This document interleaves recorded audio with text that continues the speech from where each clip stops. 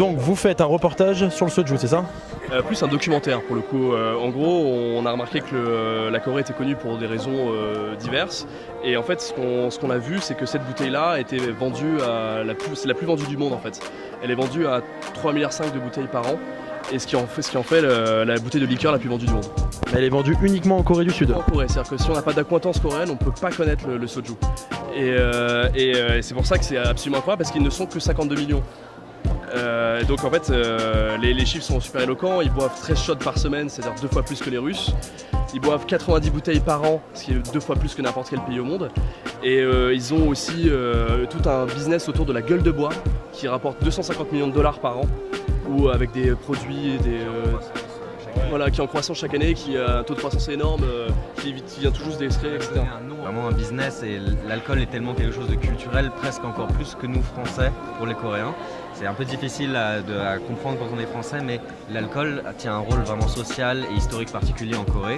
Résultat, avoir une gamme de produits anti-gueule de bois, ce qui chez nous serait un truc un peu absurde ou pas forcément bien vu, chez eux c'est tout à fait normal, et donc la chose prend de la croissance chaque année, puisque en fait ça marche pas mal.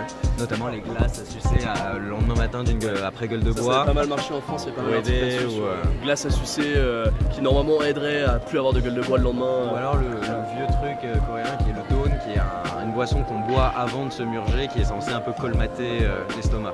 Voilà. Ah, donc les Coréens c'est des fous, très bien très bien. Gros soif là, on peut le dire. Parce que j'ai entendu dire aussi qu'ils avaient des spas là-bas pour pouvoir décuver après leur soirée. C'est ça, les Jim Jilbang. Les Jim Jilbang sont plus ou moins ouverts 24 h sur 24 et 7 jours sur 7. Et on peut voir 2-3 espèces de personnes, parce que c'est même complètement mortes, allongées et complètement décuvées. Ils essaient pas de dormir. Et ils dorment dedans et tout, ouais. Il y a même des espaces individuels. En fait, il y a comme des saunas mais individuels, donc le résultat ils se glissent dedans et ils dorment et ils se réveillent le lendemain matin. Et voilà. Et vous personnellement vous êtes allé en Corée du Sud? Moi j'ai vécu en Corée du Sud. Moi j'ai vécu 1 an, ouais, j'ai fait des documentaires aussi là-bas avec une boîte de prod coréenne, et je suis revenu pour parler de ça parce que je voulais parler de mon expérience avant tout, d'avoir quand même testé, exactement, sacrée expérience d'ailleurs. Non, voilà, moi j'ai vécu en Corée du Sud. Ouais. Et à Séoul exactement? À Séoul, ouais, j'ai vécu 3 endroits différents. J'ai vécu à Gangnam, à Sinchon et à Séouldae, mais c'était pas cool. Vraiment Gangnam. C'était un peu cher Gangnam. Super cher, super cher, mais bizarrement l'appart qu'on avait trouvé avec ma coloc était pas cher, mais c'était en sous-sol. Il était bien et tout, mais c'était en sous-sol, voilà. C'était aussi peut-être pourquoi on avait un 70 mètres carrés super grand, pas cher du tout, mais un peu en sous-sol, ouais, pas trop de fenêtres. C'est une petite ouverture. Entre midi et 2h le soleil, c'était très particulier. Bah, de toute façon, quand on est en Corée du Sud, généralement on passe sa journée dehors. Bah, on passe la journée dehors, mais le soju c'est ça en fait. Le soju c'est l'apothéose de la journée dehors, parce qu'ils passent leur vie dans les bars. On n'invite pas les gens chez soi. Comme en France, on va faire un petit apéro à la maison, etc. En Corée, l'apéro à la maison, en fait non, c'est dans le bar du coin. On va avec du soju avec le pote ou avec le patron, parce qu'on boit beaucoup avec son patron, avec sa copine, sa femme, sa maîtresse. On va tout le temps boire du soju. C'est pas un alcool de dégustation, c'est un truc aussi différent dans la culture de l'alcool en Corée par rapport à la France. C'est pas un alcool de dégustation, c'est un alcool de lien social. Nous on dirait un alcool de murge, quoi. C'est vraiment fait pour boire, pour que les gens se désinhibent, qu'on puisse parler sans le côté forcément très difficile de différence de classe avec son patron justement, ou ses amis, parce qu'en Corée la différence d'âge peut être très importante. Donc Alex qui a 1 an plus que moi, en gros on aurait un rapport différent, donc avec le soju c'est plus facile de créer un lien avec quelqu'un qu'on connaît moins, qui est plus âgé ou plus jeune. Et en plus je rajoute pardon, mais il y a toute une étiquette autour du soju. Je sais pas, imaginons que vous êtes plus vieux que moi, normalement j'ai pas le droit de boire devant vraiment, c'est-à-dire que je prends mon shot et je bois en me cachant, je dois vous servir, j'ai pas le droit de me servir, sinon c'est 3 ans de célibat. Voilà, et voilà, donc il y a plein d'étiquettes comme ça. On boit jamais tout seul, on attend que tout le monde boive ensemble, le verre doit jamais être vide parce que c'est socialement pas accepté, et en dessous pour quand on trinque, parce qu'on trinque tout le temps. Voilà. Bah, bonjour le pancréas du coup. Hein. C'est ça, exactement. Ouais. Et là maintenant parlez-moi un peu plus du produit.